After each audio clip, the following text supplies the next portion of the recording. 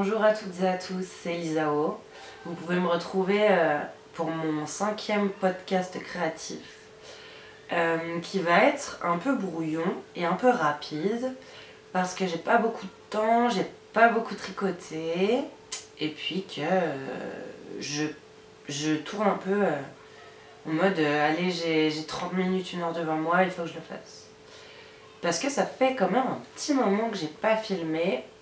Et puis voilà, c'est déjà pas mal. Donc comme d'habitude, on va commencer par les projets terminés. Donc j'ai fini mon caramel, gilet caramel d'Isabelle Kremer.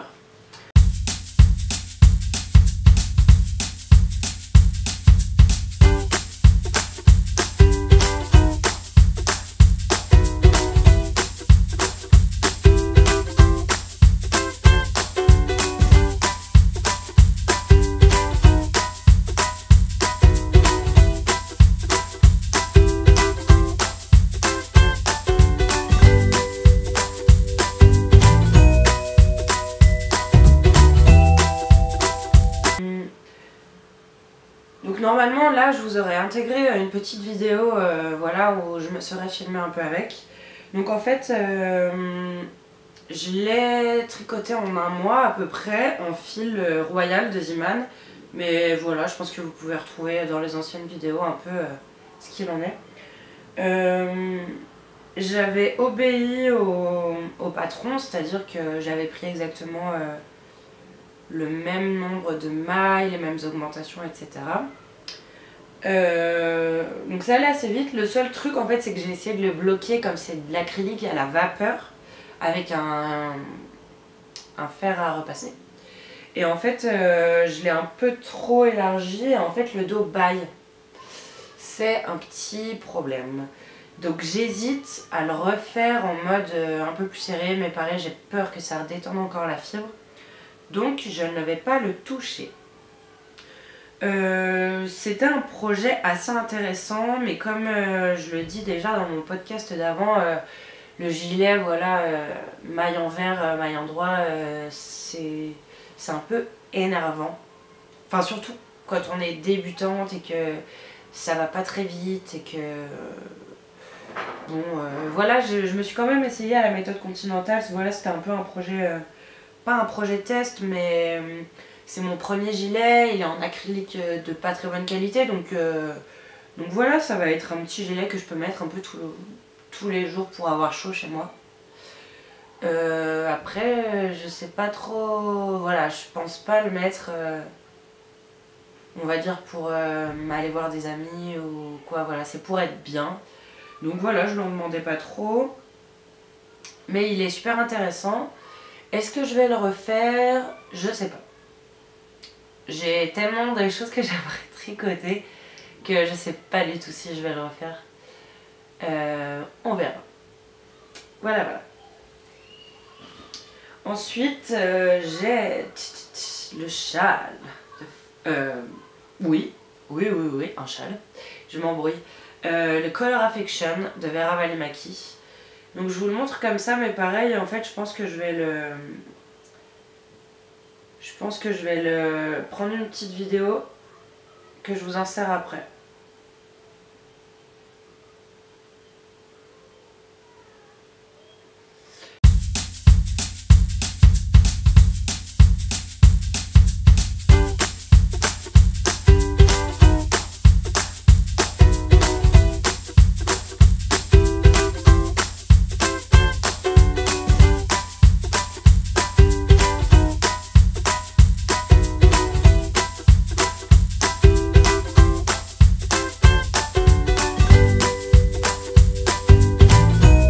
Voilà, il est assez grand. Je l'avais réalisé avec du gris de chez... donc je l'avais fait avec du gris de Ziman. On voit pas très bien à la caméra, hein, pourtant j'ai essayé de me mettre où il y avait de la lumière. Du gris de chez Ziman et 2 laines que j'avais achetées en bazar je ne sais pas où. Mais je les avais tricotées avec des aiguilles Chiago en 4 mm et c'était Je crois que c'était un pur bonheur, ça allait tellement vite. C'était génial, enfin je sais pas, c'était vraiment cool. Mon seul petit défaut, c'est qu'en fait, là où j'ai fait mes changements de couleur, je sais pas si vous allez voir, c'est un petit peu rigide. Voilà, c'est un petit peu... J'aurais voulu que ce soit plus élastique. Et du coup, vous savez, comme pas mal de châles, ça le fait revenir sur lui-même en fait. Donc voilà. Ah oui, en fait, j'essaie de filmer avec un nouvel objectif, enfin un autre objectif que j'ai depuis pas mal de temps. Dites-moi si vous avez l'impression que c'est moins bien, si vous préférez me voir un peu plus grande, un peu plus loin, je sais pas. Donc voilà, vous n'hésitez pas à me faire des commentaires. Ah oui, et pour dire, en comparant avec un autre châle que je suis en train de faire, dont je vais vous parler après, c'est vrai que celui-là va super vite parce qu'en fait il y a des rangs raccourcis. Donc en fait on continue quand même d'agrandir le tricot alors qu'en fait on fait des tout petits rangs et du coup en fait ça va super vite. C'est trop bien. Les derniers rangs sont évidemment un peu longs mais sincèrement ça va quoi. Ça va même plutôt bien, j'ai envie de dire. Donc voilà. Je vais vous montrer mon deuxième châle que je suis en train de faire. C'est évidemment le Renaissandre de Filles d'hiver. Oh, je suis en plein milieu d'un rang. C'était pas fait exprès. Voilà, attendez. Merde, je ne pensais pas. C'est pas grave, hein? C'est pas grave. Donc c'est le châle de Filles d'hiver avec son magnifique... Oh, si je vous le montre à l'envers. Avec un magnifique point texturé. Que je trouve très beau. Donc moi j'ai choisi de le faire dans les mêmes couleurs que Charlotte. C'est-à-dire avec une espèce de gris et un beige un peu nature. Donc c'était de la Drops Flora.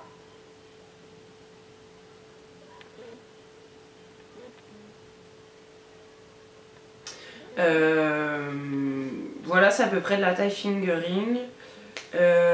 C'est de la laine et de l'alpaga. Alors j'ai pas osé acheter de la laine toute seule parce que j'ai peur de craindre plus que l'alpaga. Mais franchement je la trouve douce. En fait c'est la laine la plus douce que j'ai tricotée pour l'instant puisque j'ai pas eu l'occasion de tricoter des laines d'excellente qualité. Mais je me rends bien compte qu'il y a des laines beaucoup plus douces que ça. Je vous en montrerai une après. Donc voilà. Ça commence à être long. Là j'en suis... donc selon les pourcentages que Charlotte met dans son patron, j'en suis pas encore à 53%, que je mets déjà 10 minutes à faire mon rang. Pourtant j'essaye d'aller vite, hein. Enfin j'essaye d'aller vite, non. J'essaye de tricoter à un rythme régulier sans m'arrêter. Et c'est vrai que je prends bien les 10 minutes pour faire un rang. Donc c'est vrai que ça commence à devenir assez long. Et du coup en fait je sais pas si je l'aurai terminé pour le cal qui se termine soit le 4 soit le 11 avril, je sais plus, il faut que j'aille vérifier. Mais du coup je sais pas si je l'aurai terminé, mais c'est pas grave. J'aurais quand même bien voulu le finir pour le premier cal auquel je participe. Mais bon, on fait pas ce qu'on veut. Et puis comme je vous l'ai dit, je suis dans l'année de mon diplôme et j'ai plus du tout le temps de rien faire là. Ça devient un peu frustrant. Un peu frustrant, mais j'aimerais que les journées soient plus longues. Mais bon, puis du coup, en fait, comme on va dire que mes études... voilà, je suis toute la journée dans un atelier. C'est assez fatigant, le soir, on a envie de rien faire, en fait. C'est un peu... je sais que je pourrais être productive, on va dire, dans le sens où je me pose et je regarde des séries. Donc rien ne m'empêche de tricoter en même temps. Mais je vous jure que des fois, on a vraiment envie de ne rien faire. Donc voilà. Pour le premier en cours, je vous avais dit aujourd'hui ça va être expéditif. Hein. C'est vraiment histoire de vous montrer où j'en suis. Et je prendrai le temps dans le prochain, je vous jure, pour dire un peu plus de choses, prendre un peu plus mon temps. Mais en même temps, là, j'ai pas grand chose à dire. Hein, Voilà. Ensuite, hop. Je suis en train de tricoter des chaussettes en fil looping de chez Fil d'Or. Non, si. Non, Fil Folk, 100. Et regardez comme il est beau, il y a plein de couleurs différentes, j'adore. Franchement, j'adore.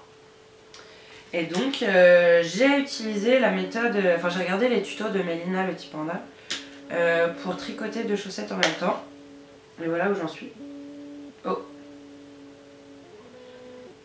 Voilà. Donc voilà où j'en suis.